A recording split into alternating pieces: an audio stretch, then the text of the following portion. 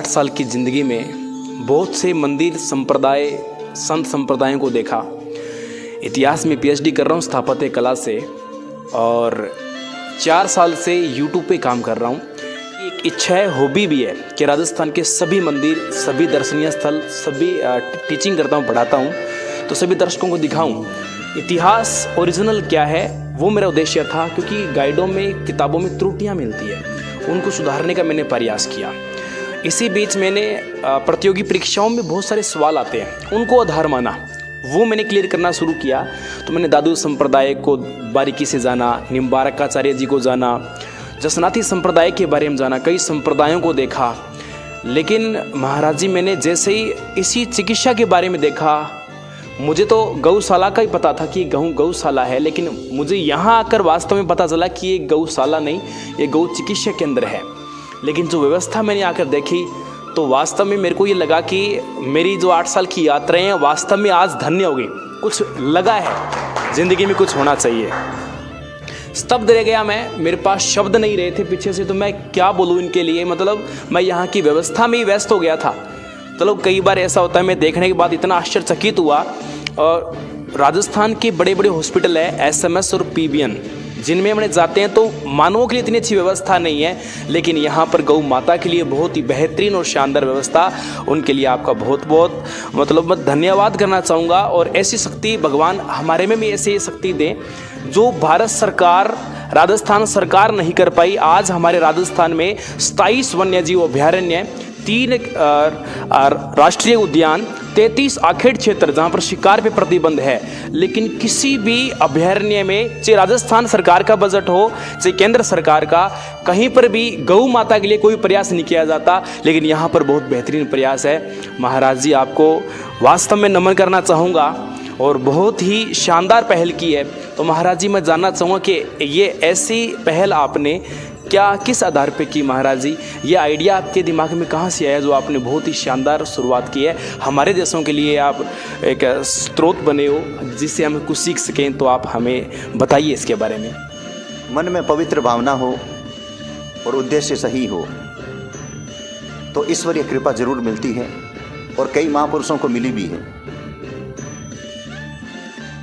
मैं आर्थिक दृष्टि से संपन्न था, पहले मेरा बिजनेस भी था, फाइनेंस कंपनी भी थी। लेकिन जब देखा कि एक ऐसा समय आ गया यहाँ कि इन गायों को मेरे इस शरीर की ज़रूरत है, तो मैं उस समय इस परिवार को, सांसारिक सारे कार्यों को छोड़ दिया। और करीब 11 साल हो गए, मैंने एक बार भी अपने जन्म स्थान घर में पैर नहीं रखा। और मैंने इन्हीं लोगों को, जो पीड़ित गौवंश हैं, जितने भी, मैंने इनको माता पिता समझा। और मैं तो यही कहता हूँ, मेरे पास में 2500 गौवंश है तो वो मेरे 2500 माता पिता हैं, यही भाव रखता है। और जिसका आप देख भी रहे हैं, जैसा ये मतलब क्या है, बांटा लापसी खाते हैं, वह बांटा और लापसी में खा करके खुद बता सकता हूँ। और जो ये पानी पीते हैं वही मैं पानी पीता हूँ मैं। और इनके बीच में कहीं भी आपको कीचड़ नहीं मिलेगा। और रात्रि को चारों तरफ हजारों, नागौर और जोधपुर, इसका एक केंद्र जोधपुर में भी है, चारों तरफ इसकी शाखा, वहाँ पर भी 45% काम है और यहाँ 55% काम है। इससे आपको आंकलन लग जाएगा कि वहाँ भी कितना बड़ा काम है। हजारों पाल से, हजारों दरिया से, सुंदर दरियों से चारों तरफ पूरे गोवंश को ढका जाता है। कोई भी गोवंश को सर्दी नहीं लगती है। और जो अत्यधिक घायल वार्ड है, आईसीयू वार्ड, उसमें कंबल से और गर्म कंबल से ढका जाता है। 2 कवर करते हैं, कंबल प्लस चारों तरफ दरियों से। और 3 पारियों में स्टाफ ये काम करता है हॉस्पिटल की तरह। अभी जो आप पाठ देख रहे हैं, ये दिन का स्टाफ है। जो ही आरती शुरू होगी, शाम को सूर्यास्त होगा, 1 पारी और लग जाएगी, जो रात को 1:30 बजे तक रहेगी। और रात को 1:30 बजे से सुबह तक फिर 1 पारी लगेगी। ताकि मतलब क्या है, 6 राज्यों से हमारे पास में घरेलू गाय आती है बीमार, अच्छा हॉस्पिटल, यहाँ अच्छी सेवा देख करके, तो रात को भी 10 बजे 11 बजे आती रहती है। उस गाय का भी तुरंत उपचार हो, इसलिए टीम पूरी अलग लगी हुई है, डॉक्टरों की, गौ सेवकों की। और रात को 2 बजे 4 बजे आ जाए, उसके लिए अलग टीम है। तो इस प्रकार से मतलब क्या है, हम हृदय से, आत्मा से मतलब क्या है, ये सेवा करते हैं। ना तो इनको सर्दी लगने देते हैं, ना धूप लगने देते हैं, ना बारिश में भीगने देते हैं, ना पैरों में आपको कहीं कीचड़ मिलेगा। तो इस प्रकार से आत्मीय भाव से हम ये सेवा करते हैं। और ये प्रेरणा 23 फरवरी 2008 को हमने इसकी शुरुआत की। उस समय 22 तारीख को मेरे पास में ये मेरे सपने के अंदर भगवान माता आई, जो नागौर में शक्तिपीठ है, मैं उनका वहाँ पर आराधना करता था। और वहाँ पर रामदेव पशु मेला के अंदर मतलब क्या बछड़े भटक रहे थे, ट्रेन से 1-2 कट गया, कुछ हाईवे से एक्सीडेंट हो गया, कुत्ते नोच रहे थे। मैंने उन 25 बछड़ों को ला करके, जो अखबार की कटिंग हमारे पास में आज भी है, उनसे शुरू की। उद्देश्य हमारा सही था। तो आज ये 12 सालों में विशाल वटवृक्ष बन चुका है और ये विश्व स्तरीय गौ चिकित्सालय बन गया। और प्रतिदिन इसके मतलब क्या सैकड़ों हजारों लोग, विदेशी पर्यटक इसके दर्शन करने के लिए आते हैं। जैसा कि महाराज जी ने बताया कि इस चिकित्सालय में 3 पारियों में सेवादार सेवाएं प्रदान करते हैं। महाराज जी, आपने हमें बताया कि वर्षा काल में अच्छी आपने व्यवस्था कर रखी है और शीतकाल में भी बहुत ही बेहतरीन व्यवस्था है। नागौर की जो भूमि है, इस महाराज जी ने कितनी अच्छी बात बताई है। और मैं बाहर था तो मैं स्तब्ध रह गया था इस बात को देखते हुए कि नागौर की ज़मीन हमारे राजस्थान की ऐसी ज़मीन जिस ज़मीन में सबसे ज़्यादा फ्लोराइड की मात्रा पाई जाती है। NaCl एंड Na2SO4 की मात्रा सबसे ज़्यादा नागौर की ज़मीन में है। यहाँ पशुओं के लिए RO का पानी अवेलेबल था, जो अपने आप में एक बहुत ही बेहतरीन व्यवस्था थी। तो महाराज जी, ये नागौर जो ज़मीन है, गर्मियों में यहाँ का तापमान 51 डिग्री सेंटीग्रेड होता है। तो उस तापमान में आप इन पशुओं के लिए क्या व्यवस्था करते हो? उस दौरान गर्मी के अंदर जब अभी हम मतलब क्या है, गुड़ डाल करके बाजरी का बांटा देते हैं, तो सबसे पहले मतलब कोठे में यानी पेट में गाय के ठंडक हो तो उस समय हम खड़ देते हैं शुभ लक्ष्मी की A1, और हरा चारा की मात्रा हम बढ़ा देते हैं। और उसके अलावा मतलब क्या है कि गौवंश को गर्मी नहीं लगे, इसलिए हमारे पास में टैंकर लगे हुए हैं। टैंकर से मतलब क्या वार्डों के अंदर पानी का छिड़काव चलता रहता है, पूरा ठंडा वातावरण रखते हैं। तो इस प्रकार से मतलब क्या है कि गर्मी के अंदर भी इनका बहुत सारा ख्याल रखा जाता है। तो इस प्रकार से मतलब इनको गर्मी नहीं लगने जाती है। संतुलित आहार, बिल्कुल आहार संतुलित, और पानी एकदम ठंडा, और मिट्टी उड़े नहीं, गर्मी लगे नहीं, तो पानी का छिड़काव, और उस प्रकार से मतलब कि इन गोवंश को रखा जाता है। और रात को भी एक स्वच्छ वातावरण में अलग अलग एक समूह में बैठते हैं तो गर्मी लगती है, बिल्कुल अलग अलग, एकदम अलग अलग बिठाएंगे। जैसे स्कूल के अंदर प्रार्थना होती है एक लाइन के अंदर 2। तीसरा ये है कि उस समय मतलब क्या इनको गर्मी और भी कम लगे, इसलिए मतलब क्या है कहीं भी एक भी गोवंश मतलब क्या धूप में नहीं रहता है। पूरे टीन सेट हमने बनाए हैं, एक भी गाय के धूप, हाँ ऐसा सिस्टम है कि 1 घंटा सुबह और 1 घंटा शाम को ये मीठी मीठी इनको धूप लगनी चाहिए स्वास्थ्य के लिए। तो अभी आप देखेंगे इस पार्ट के अंदर इनको अभी धूप लग रही है, तो सुबह उस साइड के अंदर लगेगी। तो इस प्रकार से हमने इनको पैक भी नहीं किया है। तो इस प्रकार से मतलब गर्मी का पूरा प्रबंध रखते हैं। और सब्जी कटिंग करके देते हैं, जो आज भी हमने दी है गर्मी के अंदर। जैसे मान लीजिए गर्मी के अंदर भी समय के अंदर मतलब गोभी आती है, गाजर आती है, टमाटर आते हैं, मूली आती है, तो वो ठंडा आहार भी हम देते हैं। तो इनके इतना आनंद रहता है। तो पूरा इस प्रकार से गर्मी का पूरा प्रबंध हम इनको रखते हैं।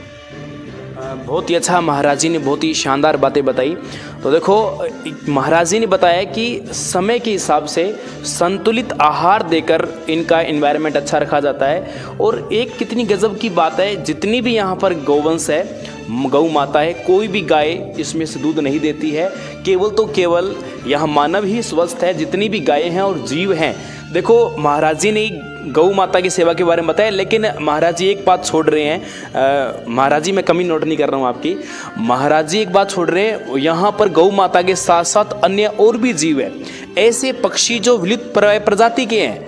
जैसे कि आपने कुरंजा पक्षी के बारे में नाम सुना होगा, या चील के बारे में नाम सुना होगा, बाज है, गरुड़ है। गरुड़ का नाम तो सिर्फ पुराणों में, महापुराणों में मिलता है, गरुड़ पुराण भी है। और एक जिसे देवीय जीव माना जाता है, वो आपको राजस्थान में नहीं मिलेगा, विलुप्त प्रजाति का जीव हो चुका है। लेकिन यहाँ पर मौजूद है, वो भी घायल अवस्था के अंदर, उसका उपचार भी चल रहा है। तो महाराज जी, ये जो इतने विचित्र प्रकार के पक्षी यहाँ पर आ रहे हैं, ये कैसे यहाँ पर आ पा रहे हैं? ये वन विभाग की भी गाड़ी लेके आ जाती है। और आपने देखा होगा कि नागौर धरा धार्मिक है, तो इस वजह से यहाँ वन्य जीव प्रेमी हैं। यूँ समझ लीजिए जैसे विष्णु समाज है, तो उनके लोग मतलब क्या है कि जैसे और भी वन्य जीव प्रेमी हैं, तो वह उनके एरिया के अंदर नीलगाय एक्सीडेंट होती है, छोटे बच्चों को कुत्ते नोच लेते हैं नीलगाय के। और हिरण एक्सीडेंट हो जाती है तो उसमें मतलब क्या है कि उनको मतलब क्या वन्य जीव प्रेमी यहाँ से लेकर के आते हैं, तो हम उनको मतलब शेष लेते हैं। कोई कबूतर लाता है, कोई खरगोश ला के आता है, कोई पक्षी लेकर के आता है और मोर भी लेकर के आता है। तो उनके क्या है कि प्रत्येक ये संस्था लाखों लोगों के दिल से जुड़ी हुई है। जब आपको सड़क पर गाय मिलेगी, मैं कहता हूँ आज के बाद में आपको सबसे पहले यहाँ का ख्याल आएगा दिमाग में। बिल्कुल आएगा। उसी प्रकार से मतलब क्या है कि वन्य जीव कहीं भी एक्सीडेंट होते हैं तो उन लोगों के स्वतः ही मतलब क्या यहाँ का दृश्य याद आ जाता है और वो यहाँ पर खुद ही गाड़ी लेकर के आ जाते हैं। तो इस प्रकार से हम उन्हें लेते हैं और तैयार होने के बाद में हम वन विभाग को इनको दे देते हैं। आते भी रहते हैं और जाते भी रहते हैं, स्वस्थ रखते नहीं है और एक स्वस्थ गोवंश भी नहीं है और वन्य जीव भी नहीं है। तो महाराज जी के जीवन परिचय से हमें इतना सीखने को मिलता है कि महाराज जी स्वयं एक बिजनेसमैन भी हुआ करते थे और 2008 ज़्यादा वर्ष नहीं हुए, मात्र 12 से 13 वर्षों में इन्होंने अपनी ज़िंदगी पलट दी। और को नमन करना चाहूँगा और आप अपनी कृपा दृष्टि हमारे पे बनाए रखें ताकि आपकी तरह हम भी इस प्रकार के श्रेष्ठ कार्य कर सके और गौ माता की सेवा कर सके। जय श्री कृष्ण।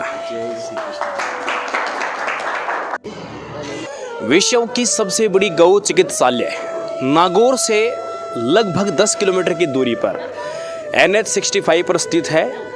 अभी हाल ही में इन 5 वर्षों में काफ़ी बड़ा उठाव किया है और जैसे ही हमने एंट्री करने के साथ ही हमने कुछ देखा, एक गाड़ी सी लगी हुई है और कुछ लोग यहाँ पर इस प्रकार वजन करवा रहे थे। तो यहीं के स्थानीय सेवादार हैं जो हमें इसकी विस्तृत जानकारी प्रदान करेंगे। सबसे पहले आपका हमारे इस प्लेटफॉर्म पर आपका स्वागत और आप हमें बताइए कि ये जो क्या हो रहा है यहाँ पर, क्या परिस्थिति, क्या क्रिया चल रही है? ये मतलब क्या है कि विश्व स्तरीय गौ चिकित्सालय है और अपने भारत का सबसे बड़ा गौ चिकित्सालय। यार बीमार गौ माता की सेवा होती है यहाँ पे। दूध वाली गाय नहीं है, एक भी तैयार गाय नहीं है। और ये जो आप देख रहे हैं ये तुलादान करवा रहे हैं। जो भक्त लोग हैं अपनी श्रद्धा से, अपनी इच्छा से, जो अपने वजन का जो अपना वेट है उसके बराबर जो धान होता है उसको तुलादान बोलते हैं। उसके वजन का जो बराबर का होता है हिस्सा, जैसे धान है, खड़ है या गुड़ वगैरह कुछ। बिल्कुल आपने सही बताया सर। ये तुलादान जो है ये राजा महाराजाओं के काल से परंपरा चलती आ रही है। राजा महाराजा लोग तुलादान, वो चांदी सोना इत्यादि वो अपने बराबर तोल के दान करते थे। तो इन कुछ भक्तों की ऐसी मान्यता है कि वो अपने बराबर तोल कर दान करेंगे तो हो सकता है उनके ऊपर जो भी कोई विकार है, कष्ट है, दूर है, वो उनके दूर हो जाएंगे ऐसे जीवों को करने से। तो बांटा बना करके अभी जैसे ये तुलादान करवा रहे हैं, अभी जस्ट 5-7-10 मिनट में ये बांटा बना करके तैयार करके गौ माता के दिया जाएगा। यानी बांटे में तो कम से कम आधा 1 घंटा लगेगा, लेकिन ये कढ़ाइयाँ बननी अभी शुरू हो जाएगी। तो इस तरह से रेगुलर मतलब निरंतर सेवा 24 घंटे चालू रहती है। और कढ़ाइयाँ वगैरह बांटा देखो आप, वो कढ़ाई चालू है देखो आप, तो पानी गर्म हो रहा है। फिर उसके अंदर क्या है कि ये गौ माता के लिए दलिया वगैरह जो बनाएंगे, ठीक है, वो उसमें गर्म पानी, पहले पानी को गर्म करेंगे, पानी गर्म करके और फिर उसके अंदर धान डालेंगे, फिर उसको गर्म करके फिर गौ माता के लिए बनाया जाता है। ये मतलब ये जो क्रिया चलती है 24 घंटों चलती रहती है यहाँ पर। ये 24 घंटे 24 और ऑफर रहता है ये चिकित्सालय। और यहाँ बीमार पीड़ाग्रस्त इंजर्ड गाय हैं सारी। दूध वाली गौ माता एक भी नहीं है, स्वस्थ गाय नहीं है। यदि कोई गाय दूध देने लग जाए तो नहीं, ऐसा कोई है नहीं। दूध वाली गाय यहाँ आती भी नहीं है। अगर जैसा किसी अगर होता भी हो किसी कोई गाय का, अगर 1000 में से कोई एक गाय को, तो भी इसका दूध उपयोग में नहीं लेते क्योंकि ये चिकित्सालय बीमार गोवंश से किसी को कोई नुकसान नहीं पहुँचे। इसी तरह से हमारे क्या दूध का तो कोई मामला ही नहीं है इधर। तो ये कोई किसी प्रकार का सोर्स इनकम यहाँ पे नहीं है चिकित्सालय के अंदर। ओनली सिर्फ डोनेशन से ये चिकित्सालय चलता है, सेवा से चलता है। डोनेशन से जो भक्त लोग जुड़ जाते हैं और गौ चिकित्सालय में दान करते हैं, उसी से इस संस्था की सेवा चलती है। ओके, सामने लिखा हुआ है विकलांग नील गाय, तो इसे देसी भाषा में रोज बोलते हैं शायद भाई। हाँ, देसी भाषा में इसको अपन रोजड़ा बोलते हैं, नील गाय बोलते हैं हिंदी में। और ये इंजर्ड हो जाते हैं, घायल हो जाते हैं, जख्मी हो जाते हैं। कई बार क्या होता है कि खेतों में ये चरते हैं, तो लोग इनको क्या है कि जो खेतों में जो किसान लोग हैं इन पर अत्याचार कर देते हैं, तो उनको मतलब नुकसान पहुंचा देते हैं। एक्चुअली क्या है कि ये अत्याचार कई कर भी देते हैं, लेकिन इनकी मैंने खुद ने मेरी आंखों देखी स्थिति है। ये बड़े विकराल स्थिति थी, रोड के एकदम से आगे भागते हैं, एकदम से कई बार गाड़ी एक्सीडेंट भी इनका करवा देते हो जाता है। जी, ऐसा भी होता है। मतलब कि जैसे ये जख्मी हो जाते हैं, घायल हो जाते हैं। तो ये जंगली जीव है तो जंगल में अंदर भटकते रहते हैं, तो कई बार क्या रोड के ऊपर एक्सीडेंट वगैरह इनको हो जाते हैं। तो ये सारे एक्सीडेंटल केसेस है, तैयार नहीं है। ये 3 पैर वाले हैं, इनके पैर टूटे हुए हैं, ये जख्मी है, घायल है, एक्सीडेंटल। इनकी भी यहाँ सेवा होती है। मतलब ये दिखाने के लिए नहीं है, इनकी यहाँ पे मतलब अपने उधर से जाके देख सकते हैं इनको ना। हाँ जी सर, यहाँ पर ये गाय हैं, इनके सिर पे पट्टी की हुई है। सर ये कैसे क्या है ये जो वार्ड आप देख रहे हैं ये सारी गौ माता कैंसर वाली है। हॉर्न कैंसर है, सींगों में, आंखों में, पैरों में कैंसर है इनके। और आप देख रहे हैं कि ये जो गौ माता है इनके सींग के अंदर कैंसर है। आप थोड़ा क्लोजिंग नज़दीक करके देख सकते हैं, इसको जूम करके आप दिखा सकते हैं दर्शकों को। ये जो गौ माता है इनके सींग के अंदर कैंसर हो गया। मानो कि अगर यहाँ कैंसर होता है तो इसका यहाँ से ऑपरेशन करते हैं तो ये रेडी हो जाती है, बट इसका ब्रेन के अंदर कैंसर चला जाता है ना, उसका कोई इलाज नहीं रहता। इसका सिर्फ रेगुलर ट्रीटमेंट ही उसका उपचार है। रेगुलर इनकी दवाइयाँ लगती है, रेगुलर इनको इंजेक्शन देना पड़ता है, रेगुलर इनका सफाई होती रहती है, इस तरह से उपचार होता रहता है। तो ये जो सारी गौ माता है ना, इन सब गौ माताओं को हॉर्न कैंसर है। ये पूरा हॉर्न कैंसर पीड़ित